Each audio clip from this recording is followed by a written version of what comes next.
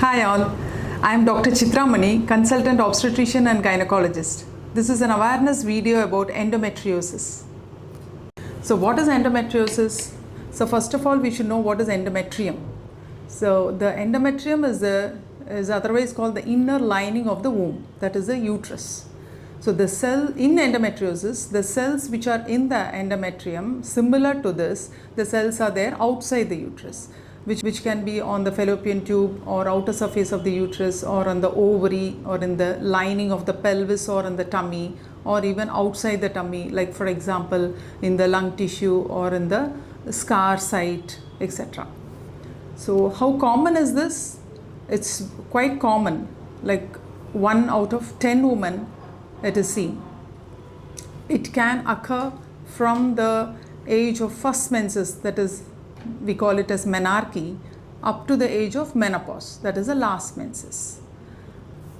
So what are all the symptoms it can cause? First of all, it can be asymptomatic in some women, and the symptoms which can be because of endometriosis usually will be pain.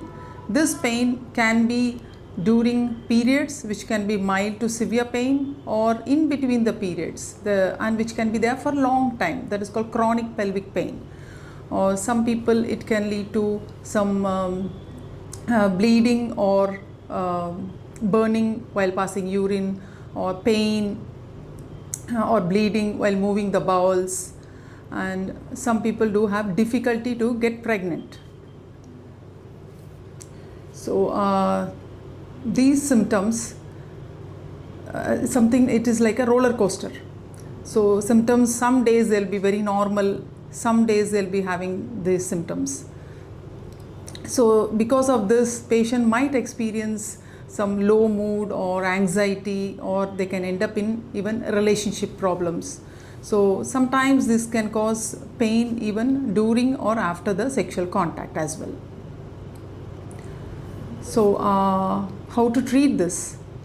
So it is not easy to treat, especially in some women, and there is no complete cure, but there are effective treatments available to control the disease.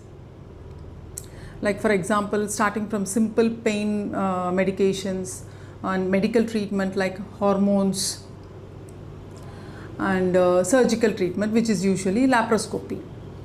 So it is this particular condition, it is not easy to diagnose. Sometimes it can end up in delayed diagnosis because there are no blood tests to find out. Sometimes it can be there can be nothing when we do the ultrasound or even in the MRI scan. So and or even in the laparoscopy. So basically the treatment depends on the symptoms, severity of the symptoms, and what problem it causes, for example pain or difficulty to get pregnant or other symptoms. So after the treatment, either medical or surgical treatment, the symptoms can recur. So patients should be aware of this and then get the proper advice from the doctor in order to reduce the chances of recurrence. Understanding about this endometriosis disease will help the patient and the relatives in order to get a proper treatment. Thank you.